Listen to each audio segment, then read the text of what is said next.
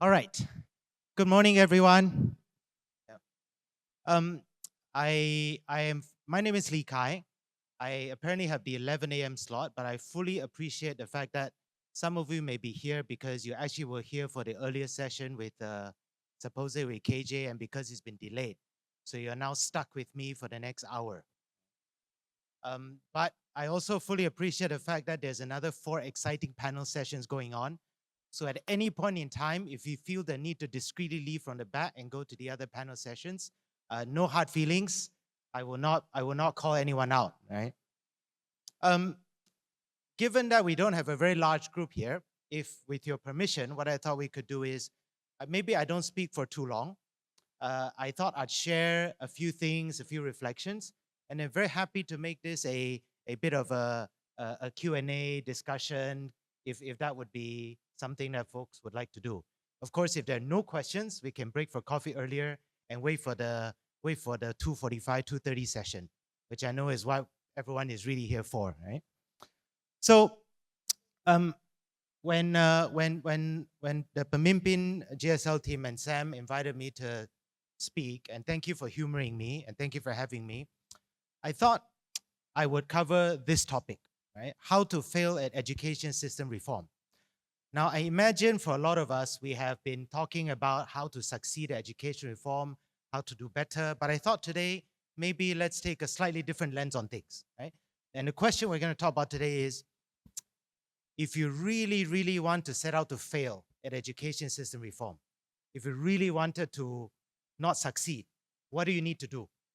And I appreciate that some of you may have heard me talk about this before. So do not worry if you really need to go for the other 4 panel sessions, just discreetly leave from the back, right?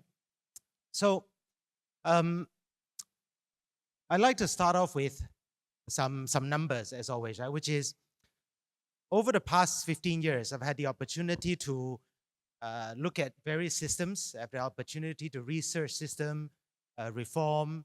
I've also had the opportunity to engage with quite a number of systems globally. And as it turns out, the number has been quite consistent.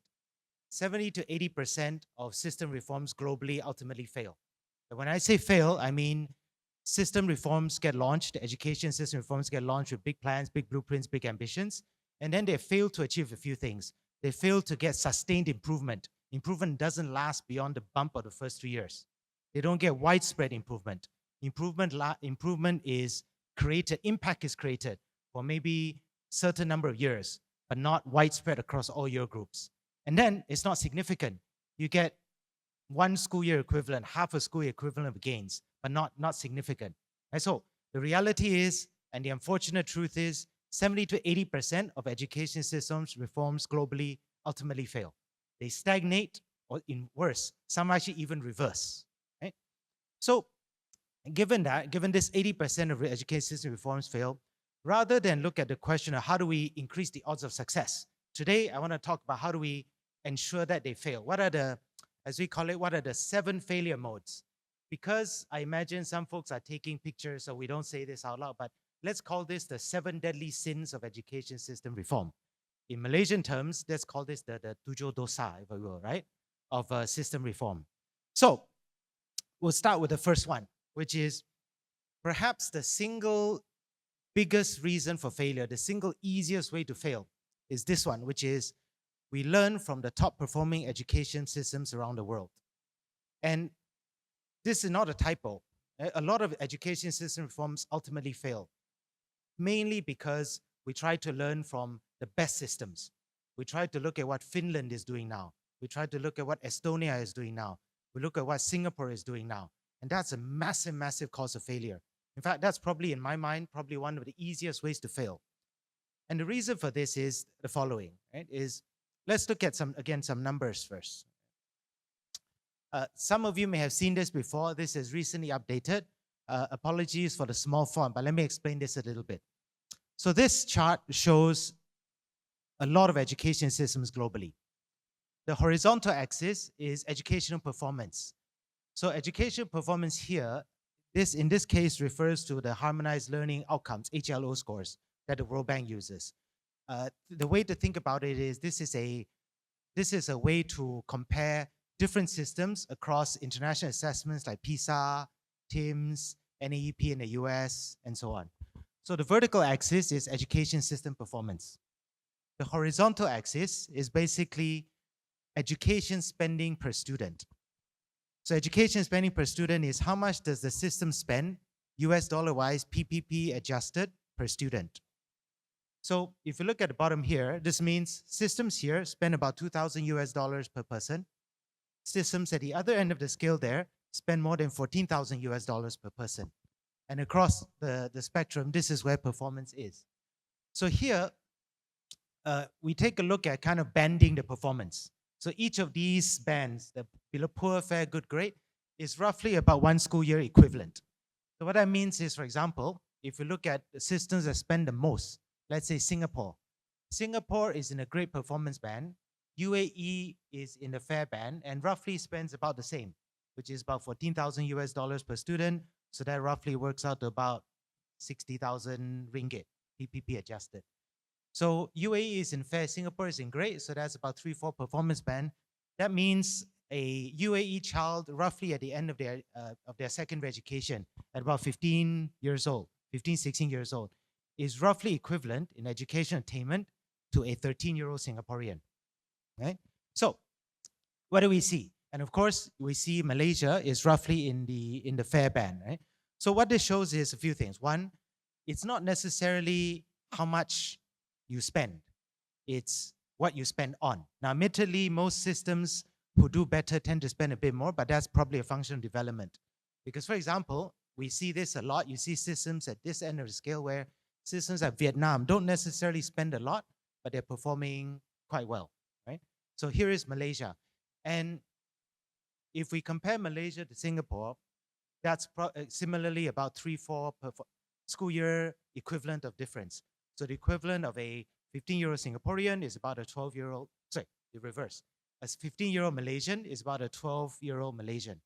So when a Singaporean finishes primary school, the education attainment is on average equivalent to a Malaysian who takes SPM. And that's kind of the comparison. So the reason I show this is, as you can see, education systems have a big range of performance.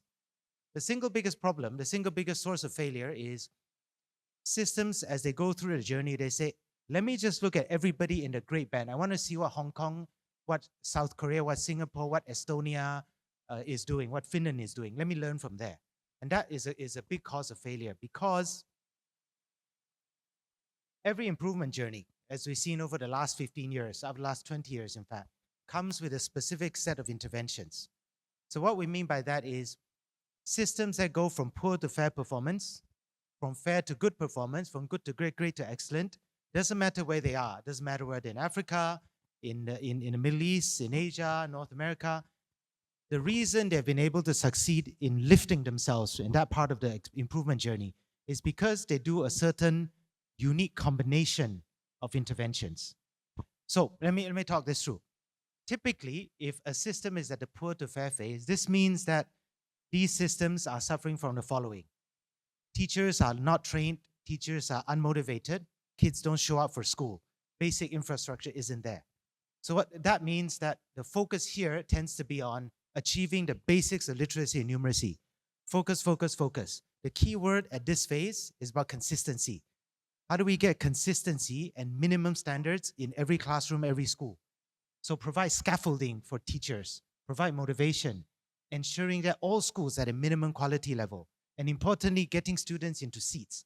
This means basic infrastructure. Classrooms have roofs. Everybody has a textbook, even if it's digital. There's nutrition, so kids show up and they can focus and can learn. So the focus here is don't overwhelm them with initiatives. Focus on very basic things, reading and writing, literacy, numeracy, consistency. As systems get better, systems become fair to good. Here, then the focus often shifts to getting the foundations in place. Foundations around data, using data to identify underperforming schools, accountability, inspections, inspectorates, in Malaysia, KGNJK, getting the pedagogical foundations right. What is a good model for teaching and learning? And then as systems get better from the good to great phase, then here is about shaping the professional. Here the focus tends to be around teachers, teachers, teachers, and principals. Not to say teachers not, I think teachers are crucial across the entire phase.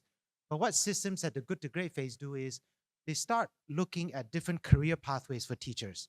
Not every teacher needs to be a school leader to get more senior, to get promoted. They start looking at career pathways, specialist pathways, leadership pathways, master teacher pathways. They start really focusing on principles, principal leadership, different types of principal leadership for different types of schools. In the same way that you have different CEOs for different types of organizations. They start looking at principles as CEO equivalents. They start looking at education system as a leadership factory. Because ultimately, teachers, if you can lead a classroom, you can lead anything. If you can lead a school, that's amazing because principals are CEOs, in fact. You start looking at school-based decision-making, this idea about earned autonomy.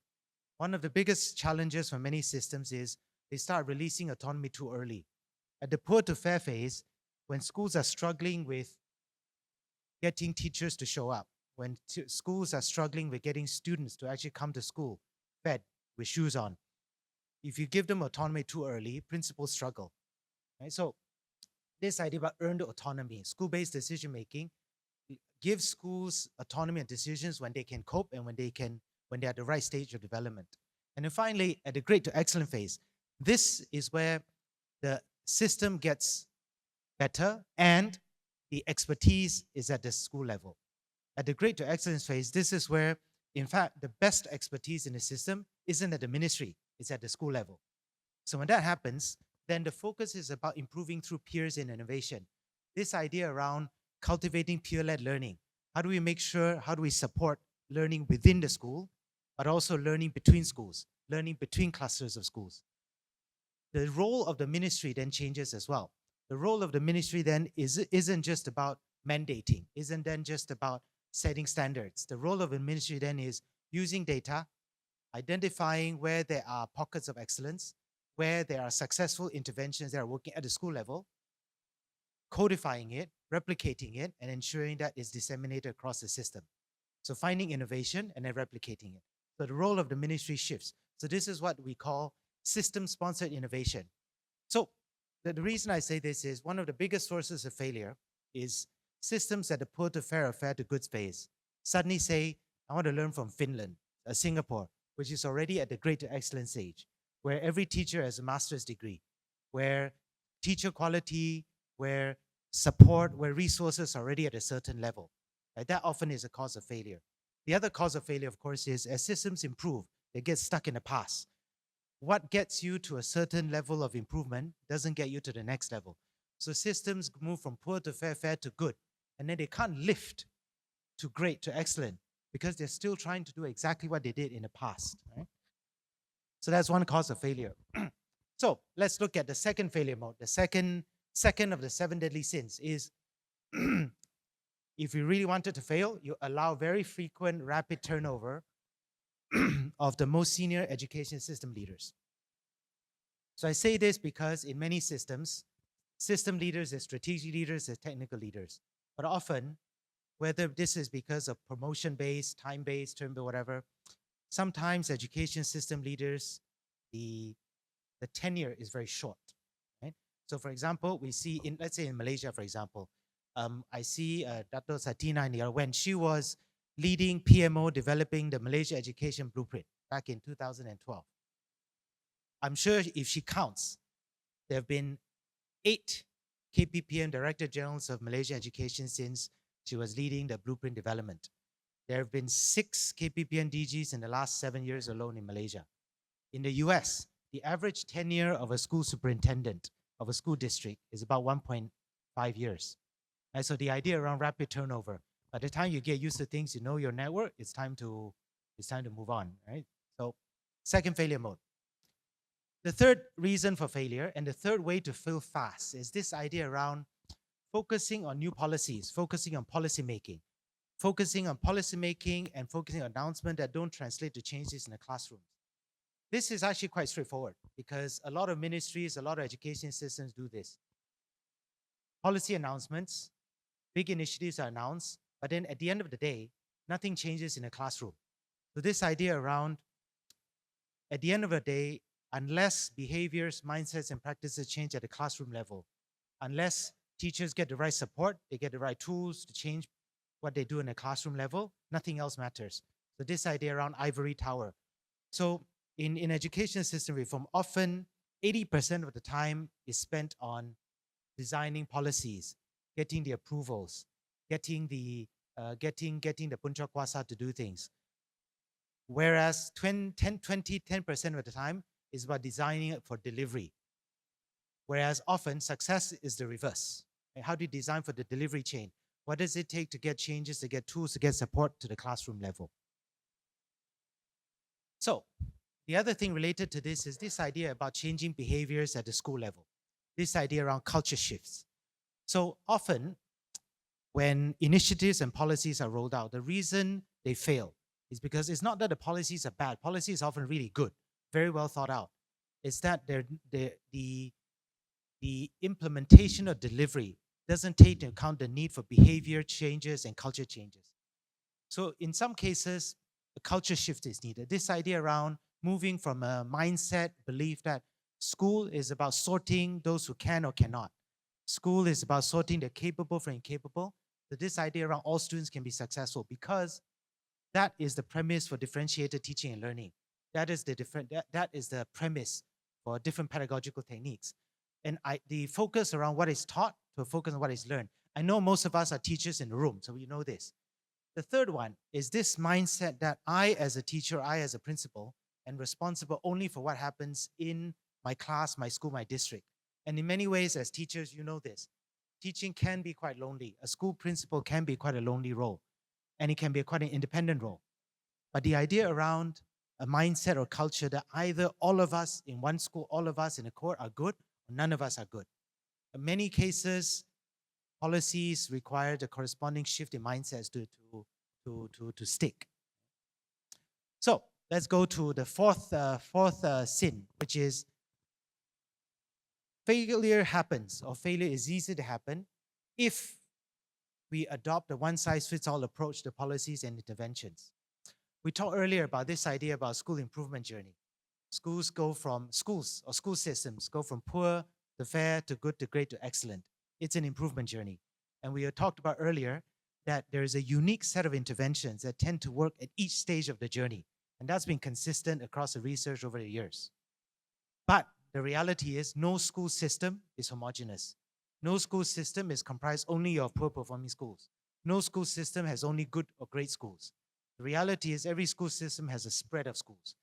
Even the best performing school systems have some schools which are struggling, have some schools that are poor to fair phase. Even the worst school systems have some beacon schools. So the idea around the complexity of education reform around for a policymaker, or more importantly, an implementer, to say, how do I design my interventions such that it's not, here is one initiative, every school must do it.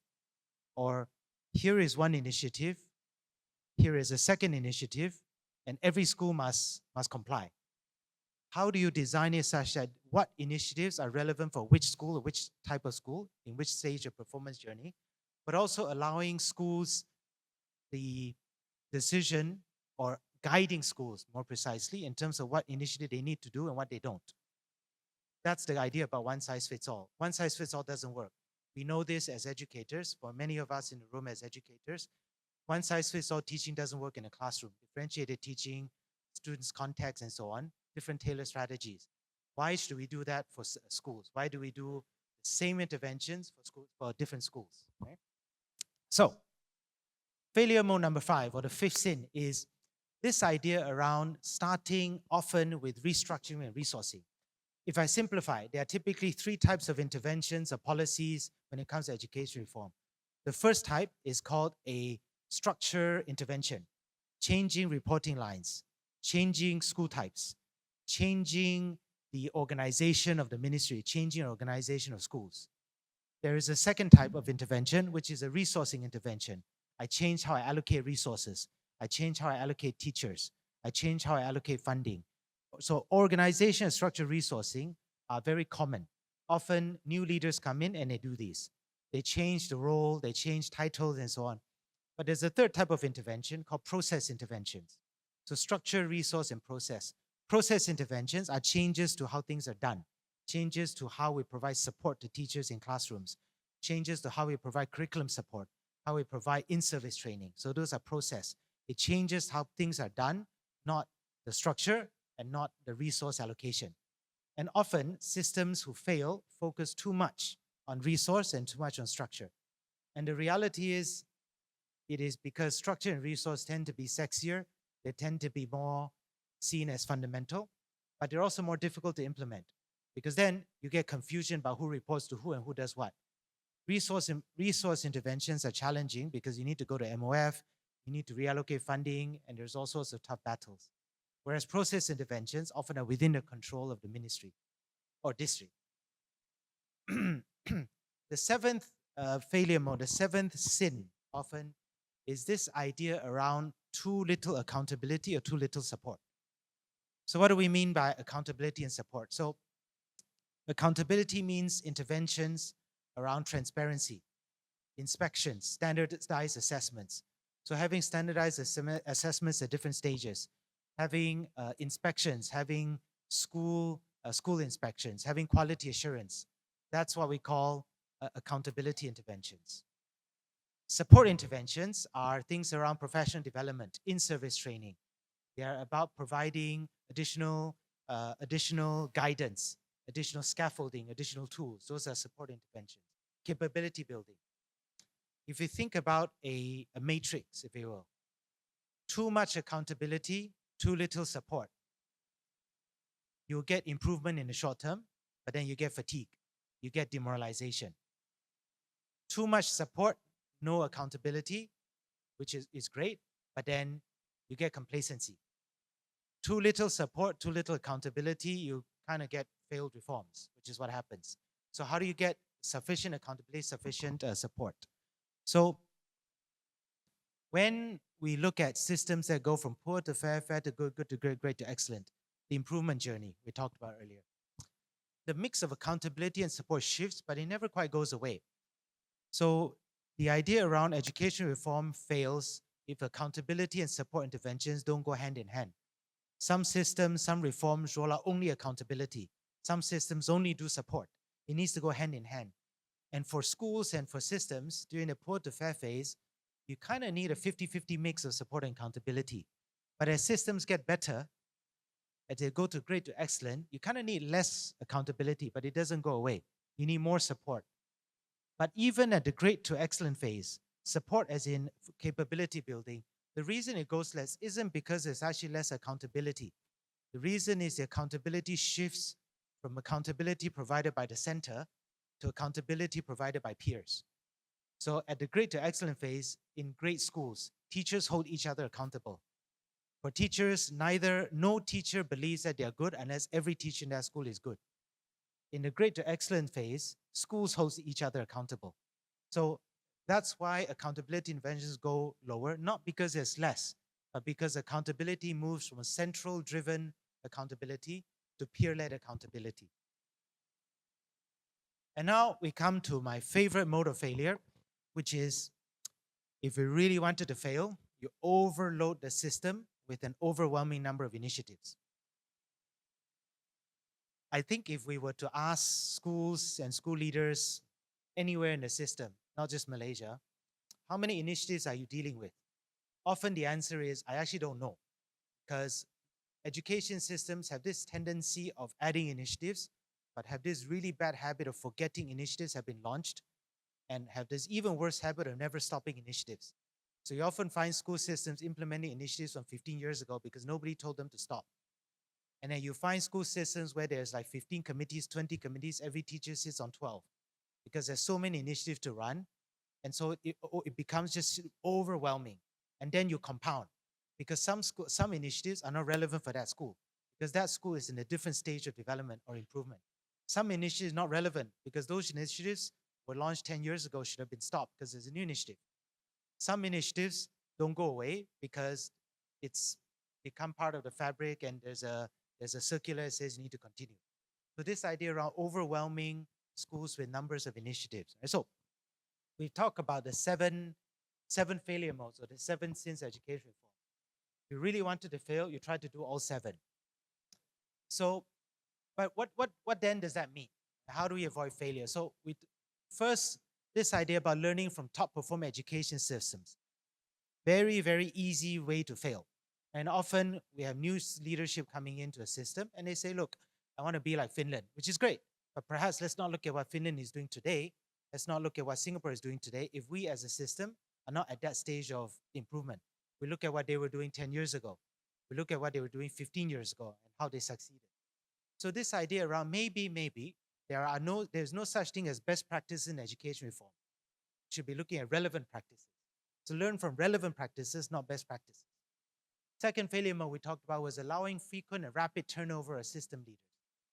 And I know this is often outside of the control of us as educators and so on, but how do we as a system advocate for and support top leadership continuity?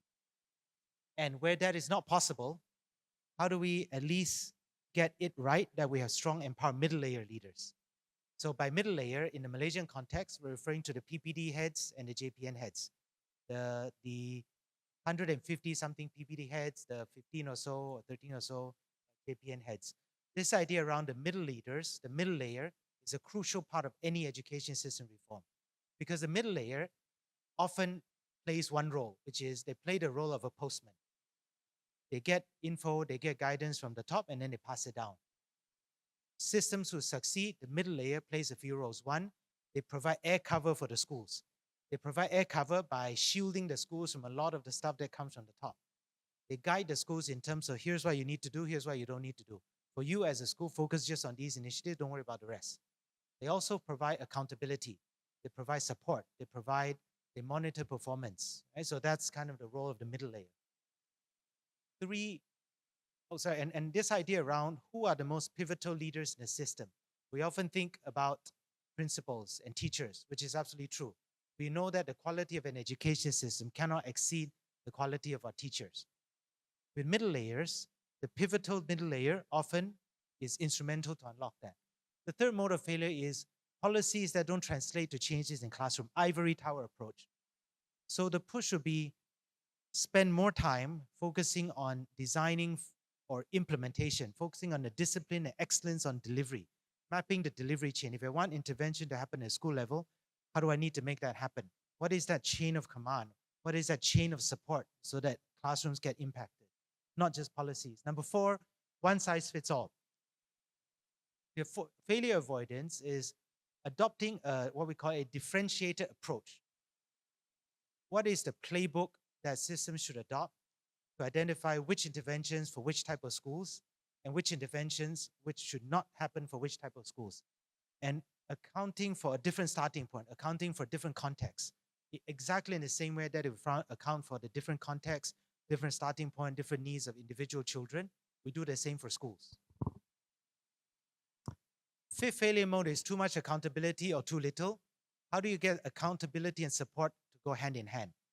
So the push around how do we balance accountability support with one goal in mind, which is how do we win hearts and minds? Often systems reforms fail because the most important folks in the system, most important leverage in the system are teachers, principals don't understand, they don't get the support, there's no accountability. The hearts and minds are lost even before they start. Number 6, focusing too much on structure and resource changes.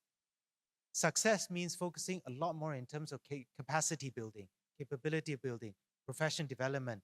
How do we get support, accountability into classrooms, into teachers and principals? Number 7, of course, rather than thinking about more initiatives, what are the new initiatives, new policies?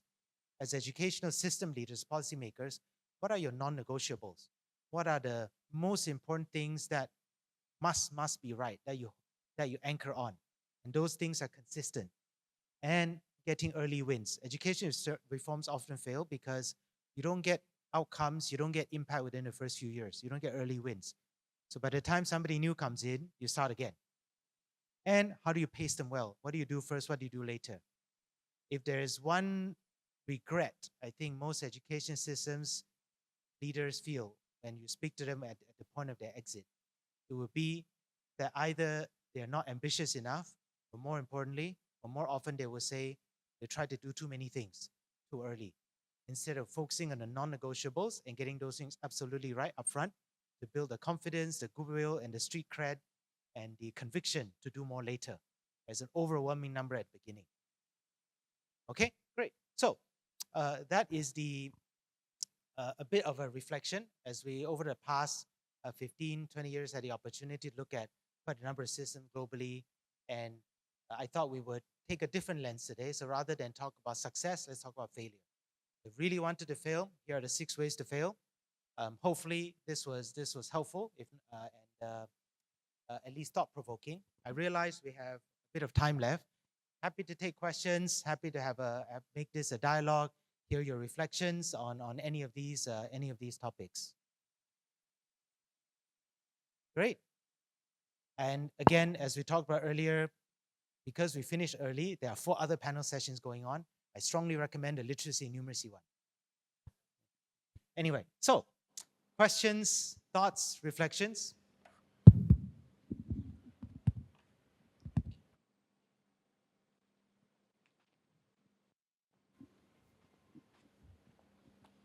Maybe one final thought I realize I may have not have covered before we open my question is this idea around education systems going through an improvement journey. There is a lot of research recently, some really good research. I think there's this research recently around what are good buys, what are great buys, what are bad buys in education. And there's been quite a lot of research over the years that reinforces this idea around there are certain things, certain interventions which are more value for money. There's certain interventions from a policy-making perspective which are more suited, more tailored for certain. But there's this phrase which often comes to mind, this idea around how do you, as a system, prescribe adequacy and unleash greatness? How do you, as a system, at a minimum, define what is minimum standards, what is the bare minimum, what are standards, and then allow the system to unlock and allow the system to innovate? So that's often the balance that is quite challenging to get right. And that often is at the heart of failure and success. Anyway, sorry to ramble. Let me open it back up for reflection, thoughts. Oh, is it possible maybe to have a microphone?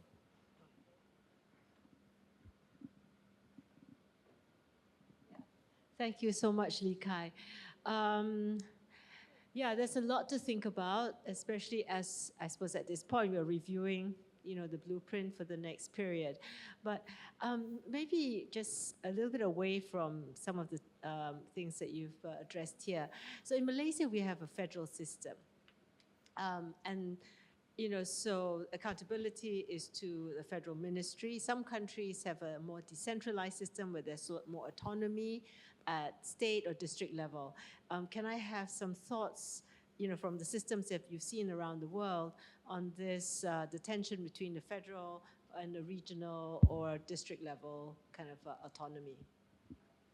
And I love this question because there's a lot to unpack, right? So I think that those question was around, given the different, the way I understand, given the different structures ministry globally, some are more federalized, some are more state-based, some are more district-based.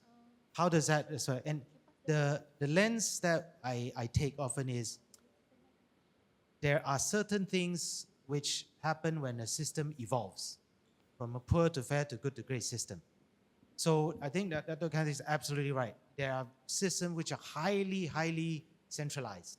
In some cases, Malaysia actually is centralized, but not the most centralized, where federal ministry has policy making and so on. State, JPN and PPD have less autonomy. You've got systems, let's say, for example, in Australia, which is, although there's a federal system or a state system, but the states have a lot more policy making power, a lot more autonomy. You also have systems where, for example, in Singapore, which admittedly is a much smaller system, which is arguably even more centralized than Malaysia, because there is no state, and there is in fact no district. And so what I think the short answer is, there does not appear to be a pattern in terms of what structure seems to work for different systems. However, when we look at systems globally, there are 2 lessons, which is the role of the center changes over time, irrespective of the structure. So, for example, we talked earlier about accountability and support. So the role of the center irrespective whether they're centralized or not, over time as they evolve, the accountability and the support they provide shifts. So for systems at the poor to fair phase, whether or not they're centralized, often the, the accountability must be driven by the center. And the center can either be at the federal center or it can be at the state level or at the district center. But it's not at the bottom, it's more top down rather than bottom up. And the reason for this is at that level of development, at the poor to fair stage, expertise is at the top. Standards are not there. You often struggle with resourcing constraints, you struggle with capability constraints. So it needs to be top-down driven. So there's a lot of center-driven, so inspections, they mandate assessments, they mandate what you need to do, they mandate initiatives, and also incentives. Incentives tend to be mandated at the top. But as systems evolve, then a lot more of the accountability then happens at the school level. So for systems who are at the good to great, great to excellent phase, often accountability happens, if not at the district level, at the core phase, but between schools. So schools hold each other accountable. In fact, teachers hold each other accountable in their classrooms. These stories around new teacher comes to a school, they don't use the same tools, other teachers get upset because here's the evidence, you need to do what we do because this is what works. That is peer accountability. So there's a gradual shift in terms of central-driven initiatives to bottom-up initiatives as systems evolve. And to that point, it's irrespective of whether a system is federal-driven or more or bottom-up. That's one which is the nature of the initiatives change. But the second thing that changes is this idea around autonomy. So we talked briefly about this concept of earned autonomy. So what the research is showing is autonomy too fast doesn't quite work, too slow also doesn't quite work. So the cautionary story is New Zealand, probably about 15, 20 years ago. So they had this education reform effort, which is they went from a very centralized system to a decentralized system. So New Zealand also was federal, maybe more similar to Malaysia because it's quite small and dispersed, quite federally led like Malaysia. But they said overnight, I go to decentralized. Overnight, I go from decision-making at the central to the school level. It's literally like flipping on a switch. If you look at their academic results for the next 5 years, it tanked. Okay? It went from centralized to decentralized and it went down. And the reason for that is they released autonomy to all schools at the same time. One size fits all. So schools, great schools love it. The schools who are great, pedagogically, they're strong, they know how to manage their finances, thrive. But a lot of schools who are struggling, a lot of schools who couldn't quite cope with all the autonomy, they failed, they flailed. And so this idea around decentralization, but providing earned autonomy, decentralized decision-making, only when schools are ready, when districts are ready. So the idea around, even for highly centralized systems, not moving too fast to decentralization. There's a third element, which is irrespective of structure, the role of the middle layer is vital. So often when we look at a system, we think of it as, are you a decentralized system or a centralized system? But for many systems, there is always a middle layer. And that middle layer plays an absolutely crucial role, which often the debate around structure ignores. So even for Singapore, small system, but they've got cluster heads, which tend to be, many years ago, very experienced principals who guide schools. So in the Malaysian context, it's the PPD, or maybe the JPN. So these are the middle layer that often gets underutilized, disempowered, and perhaps under-resourced. So for systems who are centralized, the middle layer plays a very important role because they act as a shield, air cover. We talked about that earlier. They act sometimes as a barrier to prevent overwhelming initiatives. But they also act as support for these schools because they're closer to the surface. For systems who are a bit more decentralized, the middle layer also plays a crucial role by making sure collaboration happens, by in some ways forcing collaboration. The middle layer makes sure that schools are engaging, principals are learning from each other. They make sure that schools within their district or within their state are learning from the right schools within. They make sure that initiatives that are working in school A gets disseminated in school B, C, D, and E.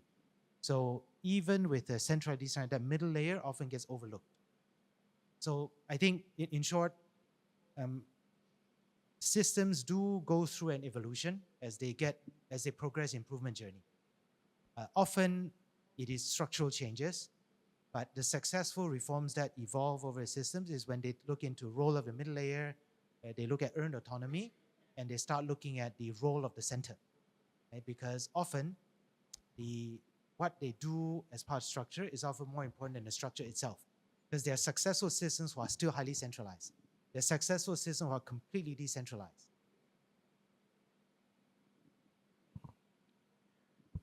Thank you, Li Kai, for your presentation. I just, I'm made to understand you were consultancy for our blueprint.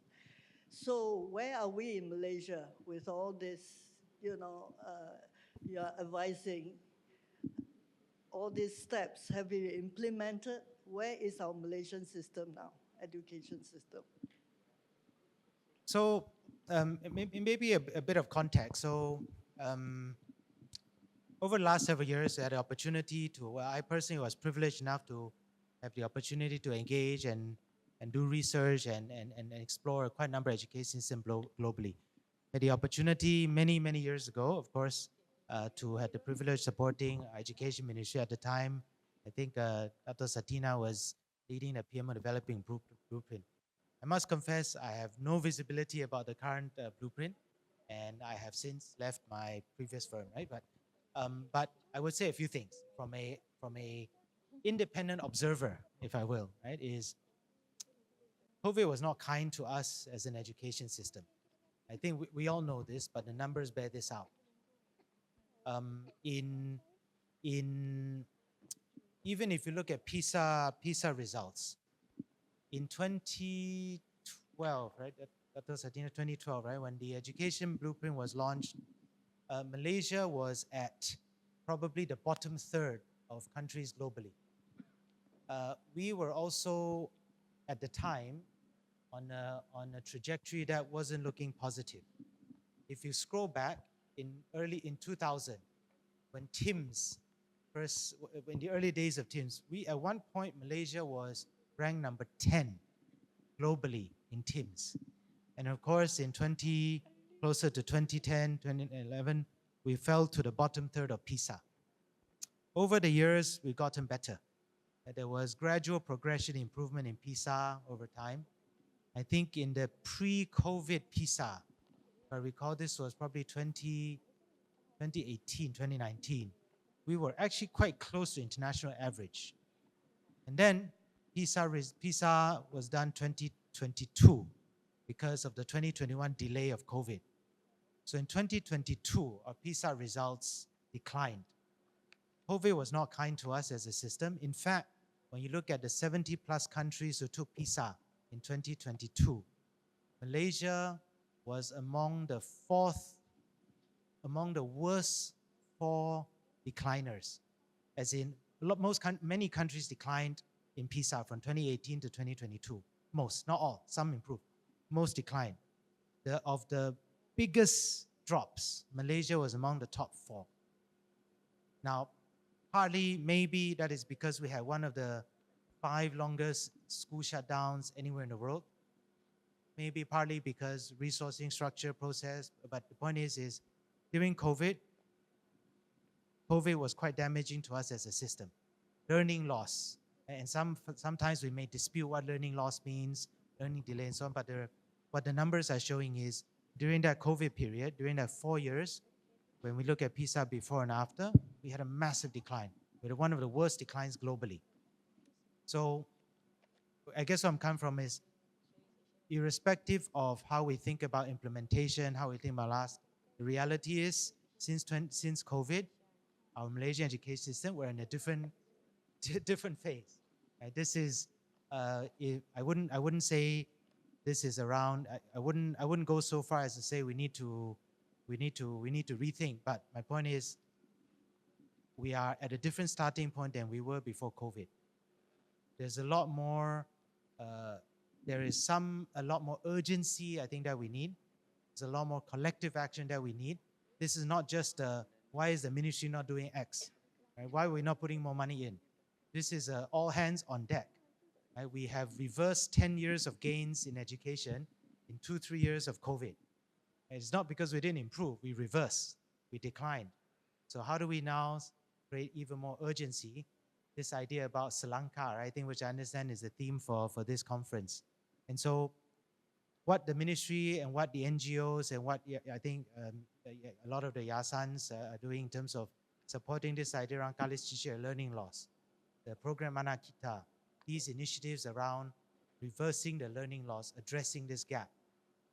That generation of children who went through COVID 2020, 2021, 22, they are now going to be in Form 1 next year, by 2026. So to avoid that lost generation, how do we double down not just on that, but the knock-on effects of that? And we won't see results until they take SPM in 4 years. By then, it may be a bit late. Actually, for sure, it's too late. Try to intervene now. So I think that the question around how we progress, I think to me, perhaps the more urgent question is not just around what can we learn, but how do we accelerate? How do we leapfrog? Because we see here that Malaysia is fat. We haven't really moved, not because we didn't do anything, but because over the last several years, the curve improved and then we fell down. We reversed 10 years of gains. Now, the old research is showing that in order to move every performance band, typically is 4 to 5 years. But I'm not entirely sure now that we can wait 4 to 5 years. We can wait like 20 years to get to grade. And so how do we leapfrog? Whether this is around technology, whether this is around rethinking mindsets, whether this is almost thinking around how we do public-private partnerships, I do think there's a lot of creativity and urgency needed now. I know that doesn't quite answer the question. I think I suspect the reality is, I think implementation policy now needs a very different lens. It requires a lens of how do we leapfrog, not just how do we implement, not just how do we implement well, but how do we leapfrog better.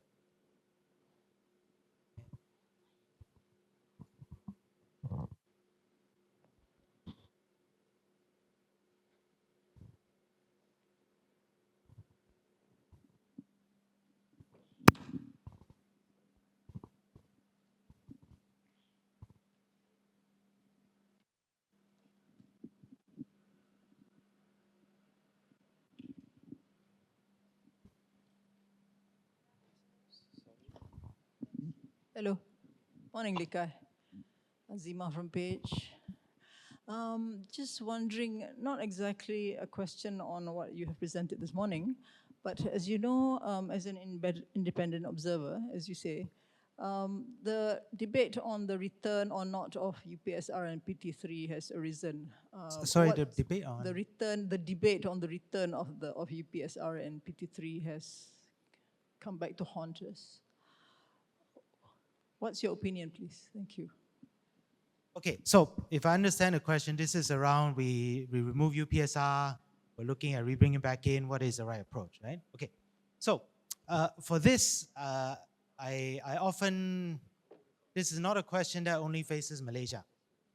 This is a question which many countries grapple with. So if I think about the broader context that come back to Malaysia is, different systems approach this differently. You have a system like Australia, which, actually, where is Australia? Yeah, Australia is probably at the good level. Here we are. Australia. So Australia has this assessment called NAPLAN. NAPLAN is a standardized assessment that is in some ways across all states. NAPLAN is our equivalent of, in some ways, UPSR, PMR, SRP, whatever you call it. It's done every 2 years. Every school, every child, every 2 years. That's the approach to standardized assessments. So every 2 years, they do it. Every 2 grades, sorry, 3, 5, 7. You also have systems like in China, Greater China, where they have abolished all standardized assessments except for one, which is their Gaokao, which is our, I guess, our STPM equivalent. So in China, there are no standardized assessment at the primary or second level. There's only one, the singularly high-stakes exam at the end of 12 years of primary and secondary education. That is one that gets them to university. Nothing else in between. And then we know Singapore, right? So every system deals with it differently. Systems take a different philosophy to things. The reason China many years ago abolished everything and kept Gaokao was they said, look, for a system such as theirs, where kids are already studying hard. I don't want to add too much pressure on the kids, even without standardized assessment. I know the kids will study because I know the parents will make them study. So therefore, I just need that Gaokao at the top for university entrance because I know they will do well. Unfortunately, of course, for many observers, you will say that makes that single exam too high stakes, but that's a philosophy. Australia may have taken philosophy, I want to track progress. I want to track improvement. This idea around, I want to know how kids are progressing on a longitudinal level. That's why they have it every 2 years.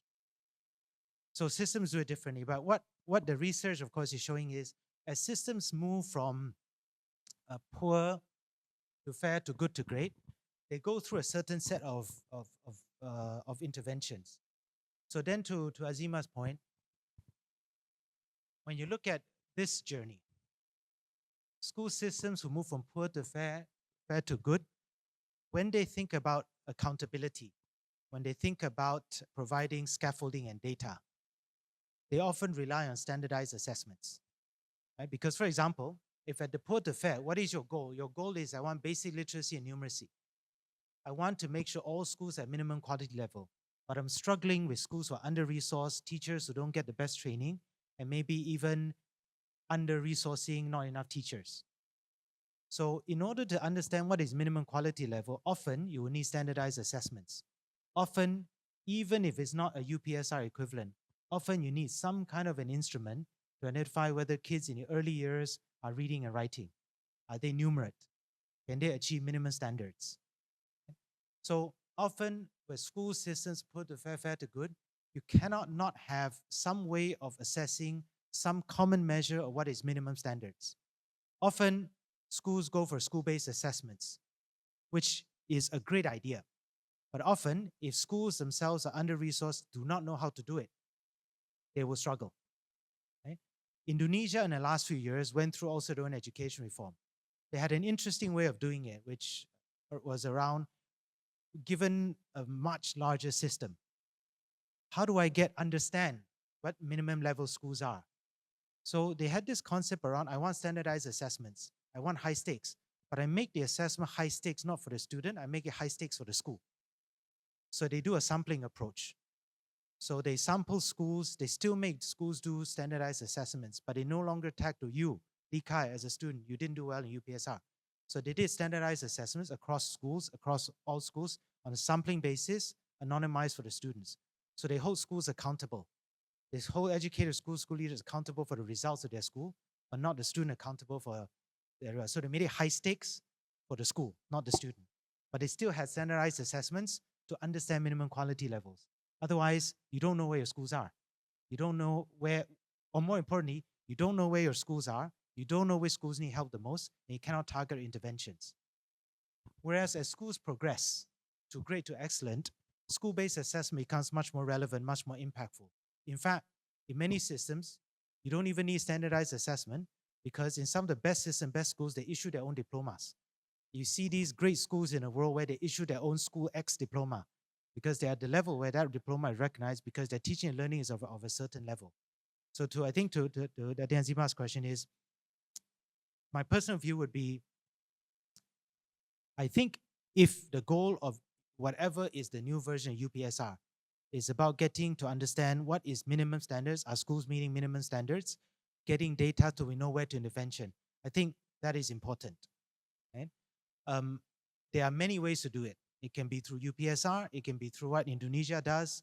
There are other ways of assessing, or maybe even as UPSR can even do it earlier. We know that we're given learning now. Do we even do it earlier, year 3, year 4?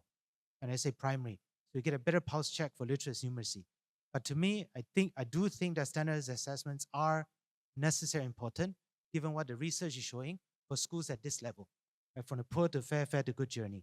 Schools at the great to excellent journey, or systems at great excellent journey, standardized assessment less important. Right?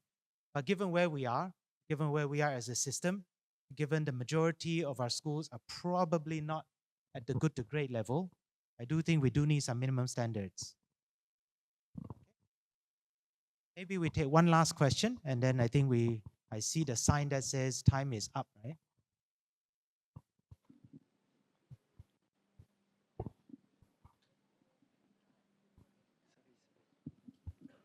Hi, I'm Chuan. I'm a school teacher, so therefore everything that happens on top, KPM, all the way to JPN and PPD, right? It trickles down on to us as teachers, as implementers, right?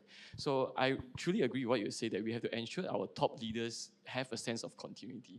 However, the system that we have is that every now and then our government civil servants will have to retire at 60. Like our latest KPPM will also retire in 2 years. And sometimes ministerial changes comes across. So how do we, as a country, with the limited system that we have, ensure top leaders' continuity? Yeah, I think this is the struggle for almost all education systems. How do you ensure leadership continuity? When we look at over the last several years, and the research keeps getting updated, when you look at the 20% of global education reforms that succeed, there actually is one common factor, which is the continuity of strategic leadership. And strategic leadership doesn't necessarily just mean the minister. Sometimes the strategic leader continuity is the civil service leadership. Sometimes it is not political leaders, but technical leaders. But there needs to be some form of continuity.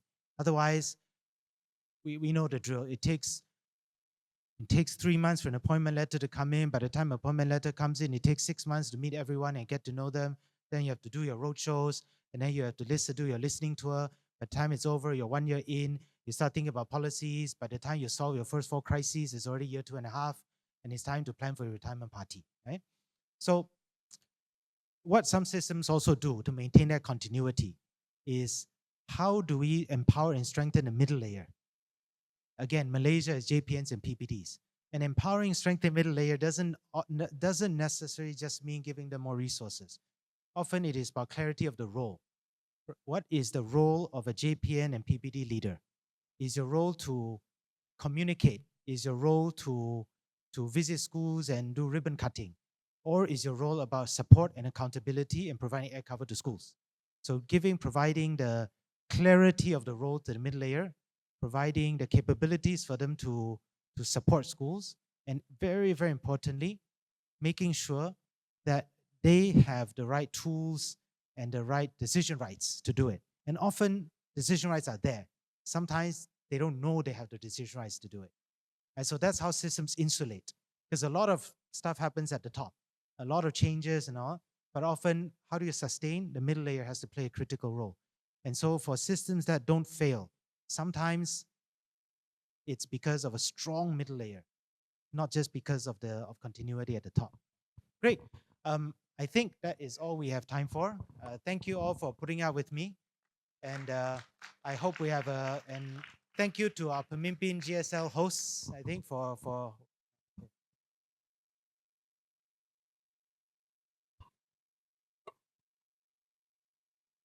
of course.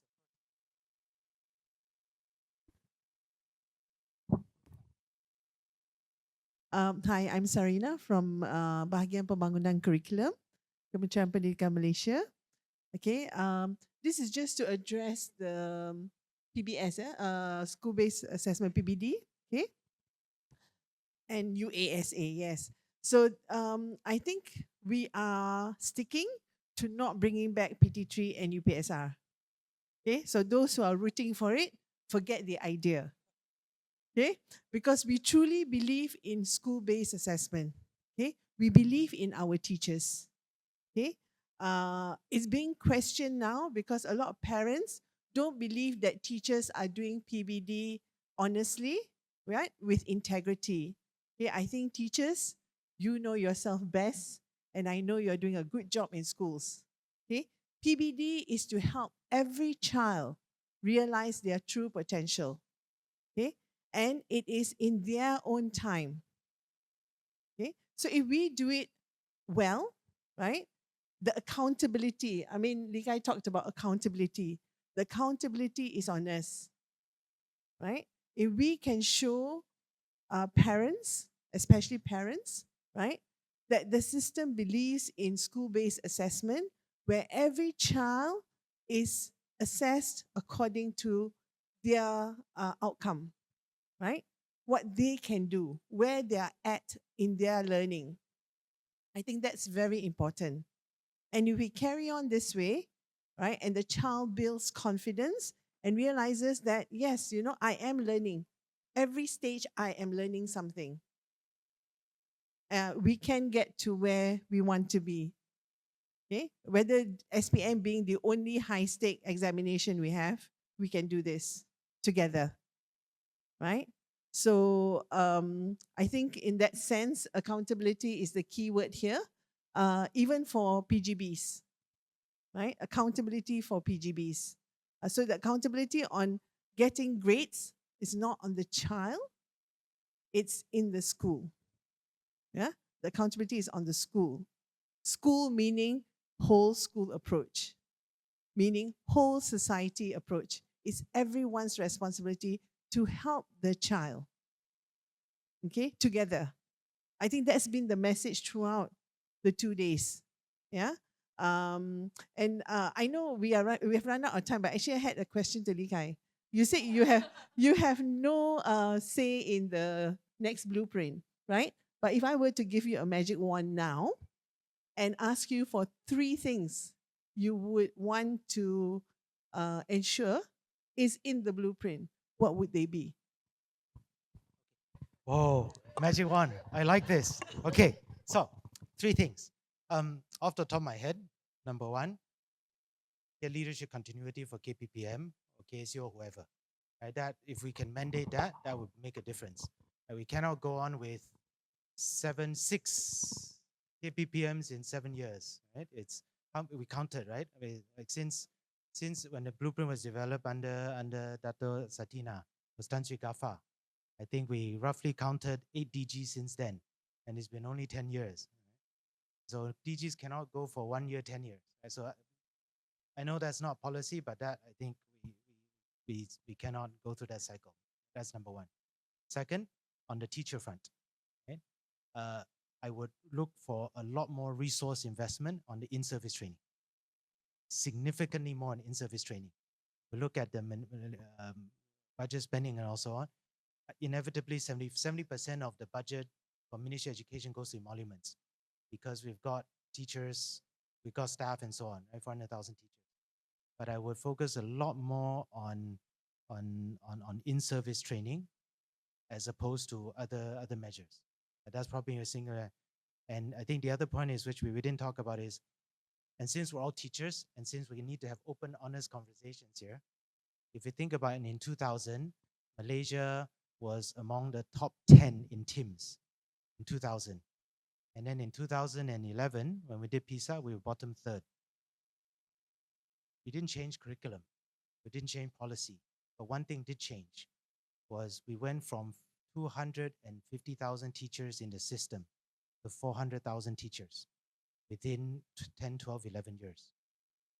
And by doing that, we increased the number of teachers, but we didn't increase the quality of the intake. Right? We went from, when the blueprint was published in 2010, 70% of the intake of teachers into IPGM had 0 to 3 A's in SPM. I'm not saying you need SPM to be a great teacher. We all know that. But we do need to uplift the entry, let's say, keep the bar high. Right? Now it's different now. And so premise around how do we, I think it's all about investing in our teachers, a lot more focus on that rather than a policy. That would be, oh, the third one, only got 1 left. Only got 1 magic wand left. Okay. Leadership development. I would invest heavily in principals. I will release this time-based, tenure-based approach so we get principals in early. I know we do time-based, tenure-based, and so on. At the end of the day, principals still get in by the time they do MPQL, EL, they got 5 years left. I will do it much earlier. I will get principals much earlier into the system, fast-track principals through different career pathway, get the principals the right training to go to the right schools. Right? And this is probably going to get me shot, right? But exit principals are not doing well. So we have a much faster turnover of principals. So that would be my 3.